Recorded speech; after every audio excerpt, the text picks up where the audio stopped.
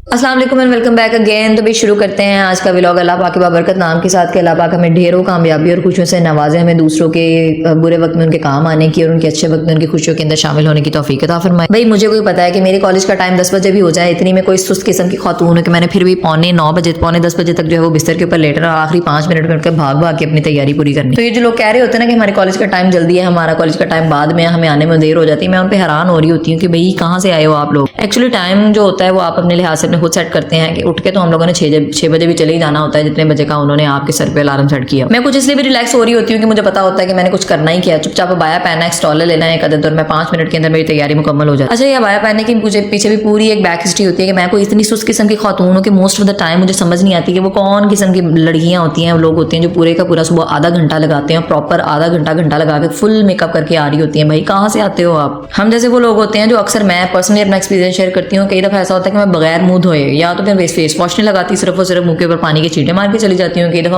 कई दफा तो मैं पानी के छींटे भी नहीं मारती, मतलब बिल्कुल वैसे ही बगैर मुंह धोए जो सुबह का वजू किया होता है, मैं कॉलेज जाती हूँ और वैसे ही जाकर बस हल्का सा सनब्लॉक लगाया, दैट्स इट। अबाया भी मैं मोस्टली इस वजह से पहनती हूँ कि मुझे आदत हो गई है, मैं बहुत ज्यादा कंफर्टेबल होती हूँ इसके अंदर। एक तो आप ड्रेस प्रेस करने की, उसके साथ ढेरों किस्म के सूट बनाओ, फिर उसके साथ मैचिंग जूता करो, फिर हिजाबियन का मसला, उसके साथ मैचिंग हिजाब लो, हैंड बैग देखो, वगैरह वगैरह वगैरह। उससे बहुत बेहतरीन होता है कि आप कोई 3-4 किस्म के अबाया खरीदें, उसके साथ मुख्तलिफ किस्म के स्टॉलर लें, दुपट्टे लें, दैट्स इट। भाई आपकी जिंदगी सुकून में आ जाती है, रोज रोज आप कपड़े प्रेस करने के झंझट से भी बच जाते हैं। और तैयारी मेरी कुछ भी नहीं होती है, बाया पहनना, उसके बाद आपने हल्का सा सनब्लॉक लगाना है, एक लिप टिंट लगाना है, ऊपर से आपने हिजाब कर लेना है और आप तैयार हो गए। अच्छा, मेरे हिजाब के बारे में most of the people used to ask me, मेरे स्टूडेंट भी हैं और मेरे कुछ कलीग्स भी हैं कि भैया आप ये किस तरीके से करती हूँ। मैं सोचती हूँ इसके बारे में जो ट्यूटोरियल वीडियो लाजमी तौर पर बनाकर शेयर कर दूँ। तैयारी का जो लास्ट पार्ट होता है वो मेरा होता है कि मैं डिओड्रेंट ज्यादातर नहीं इस्तेमाल करती, लेकिन मैं इतर ज़्यादा इस्तेमाल करती हूँ। मैंने रिसेंटली मुश्क महल से इतर ऑर्डर किया था, इसकी कोई बहुत ही मजे की और लॉन्ग लास्टिंग किस्म की स्मेल है। आई वॉज ऑलरेडी लेट, मैं जो है वो काफी ज्यादा लेट हो गई थी, मुझे कॉलेज की टाइमिंग सिर्फ और सिर्फ 10-15 मिनट बाकी थे और मुझे पहुंचने में भी तकरीबन 5-7 मिनट लग जाने। नाश्ता घर पे करने का मेरे पास टाइम नहीं था, तो आई प्रेफर कि मैं उसको हाथ में पकड़ूं। और कई दफा ऐसा होता है कि मैं बाइक पे भी जाऊं, गाड़ी में ना भी जाऊं, तो मैं बाइक में पीछे बैठ के रास्ते में नाश्ता करती जाती हूँ। कॉलेज तक जाते जाते मेरा नाश्ता पूरा हो ही जाता है। अच्छा, अभी आजकल मैंने ना जो है ना एक अच्छी बच्ची की तरह एक रूटीन पकड़ी हुई है कि बाहर जाकर अनहाइजीनिक का फूड खाने से बेहतर है कि मैं सुबह उठकर थोड़ा सा टाइम निकाल के अपने लिए नाश्ता बना लेती हूँ।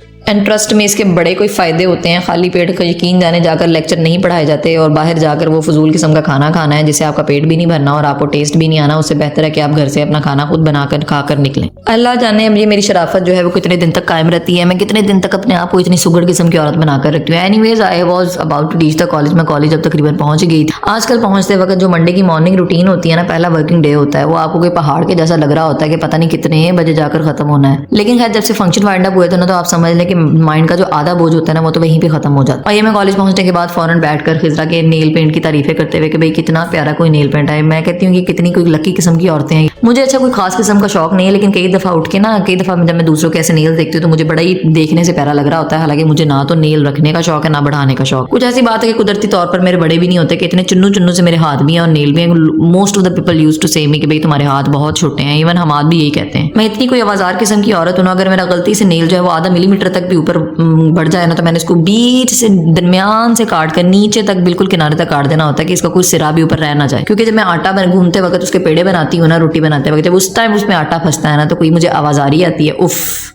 एनीवे, सुबह सुबह क्योंकि आज मंडे था और हमारे कॉलेज में test session as usual monthly start हो ही गए होते हैं। हर मंथ जो बच्चों के सर पे एक तलवार लटकी होती है, बच्चों के सर पे कम होती है, हमारे सर पे ज्यादा होती है। वो तो एक दिन देकर फारिग हो जाते हैं जो हमें इतने पहाड़ के पहाड़ पेपरों को चेक करने को मिलते हैं। ये कोई मुझे इंतहाई फजूल किस्म का काम लग रहा होता है। एनीवेज, ये हमारी ड्यूटी का हिस्सा है तो करना तो हमें पड़ता ही है, चाहे हम लोग रोके करें चाहे हम लोग खुश होकर करें।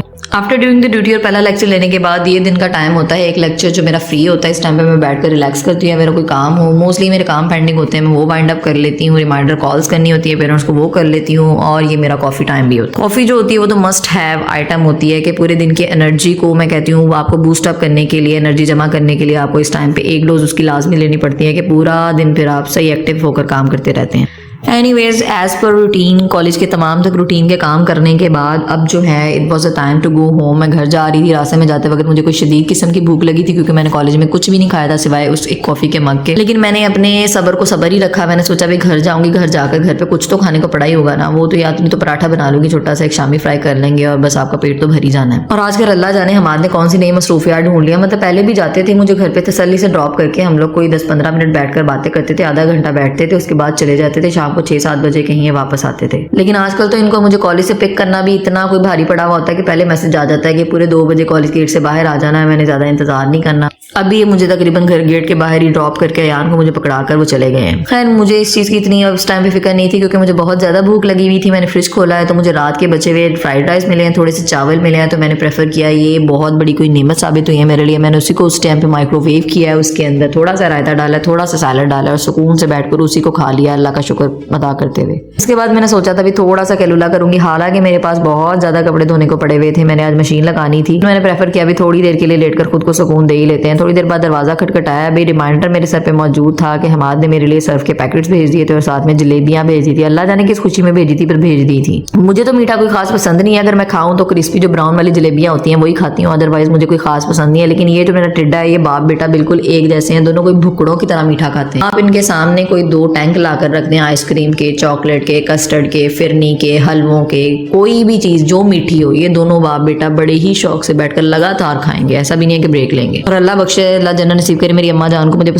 मुझे याद आया कि मेरी अम्मा जान को जलेबियां बहुत ज्यादा पसंद थी। हमारे घर में शादी से पहले जब भी जलेबियां आती थी, जब तक वो जिंदा थी, उन्हीं की फरमाइश के ऊपर आती थी। एनीवेज इस टाइम पे मैंने अब काफी यशी कर ली थी, कैलुला भी कर लिया था, तो मैं उठी, मैंने कहा भी कपड़े धो ले। कपड़े धोने के मामले में सर्दियों में मुझे कोई शदीद किस्म की इनसिक्योरिटी होती है कि बड़ी अच्छी धूप निकली हुई है, फटाफट से कपड़े साथ के साथ धुलते रहे तो बेहतर है, क्योंकि मौसम का आपको नहीं पता होता सर्दियों में, किसी भी दिन पे धूप निकल आती है, किसी भी दिन पे धुंध पड़ती है, और जब धुंध लगना शुरू होती है तो पूरा 1.5 हफ्ता तक धुंध लगी रहती है, या दिसंबर का महीना है बारिश लग जाए तो वो भी नहीं रुकती। तो मेरी कोशिश होती है कि मैं फटाफट से बस कपड़े धो लूं, ऐसा ना हो जाए कि कहीं मौसम खराब हो जाए और मेरे पास अयान के पहनाने को कपड़े ना हो। ये मैं कोई ऊपर कपड़े फैलाने के लिए गई हूँ तो मुझे कोई इतना खूबसूरत किस्म का शाम के डूबते हुए सूरज का सीन मिला है, मैंने कहा भी चले भी मैं लाइव जो है वो इसको कैप्चर करने की कोशिश करती हूँ, सनसेट का मंजर। और ऐसा कोई मनहूस किस्म का मेरा कैमरा है, मैंने इसको 3 ट्रायल दिए हैं, 3 दफा कोशिश की है कि मैं इसको जो है वो कैप्चर कर सकूं। एक तो मेरे से कैमरा सेट नहीं हुआ, एंड मोर ओवर ये जो मेरे टिड्डा जनाब साहब है, इसने कोई मेरा जीना हराम कर दिया कि पता नहीं मेरी अम्मा जान इस कैमरे में कौन सा दुनिया का 8वां अजूबा देख रही है जिससे मैं महरूम हो रहा हूँ। तो 3 दफा कोशिश करने के बाद मैंने नाकाम से सनसेट का सीन कैप्चर किया है। खामोशी से कपड़े सूखने के लिए फैलाए और नीचे आ गई हूँ। दिन तकरीबन यहाँ पे अभी खत्म नहीं हुआ था, मेरी रात की रूटीन शुरू होनी थी, मैंने खाना बनाना था, अपने खाने की फिक्र बाद में भी, बच्चे का खाना सबसे पहले आता। Anyways this was all for today, thank you so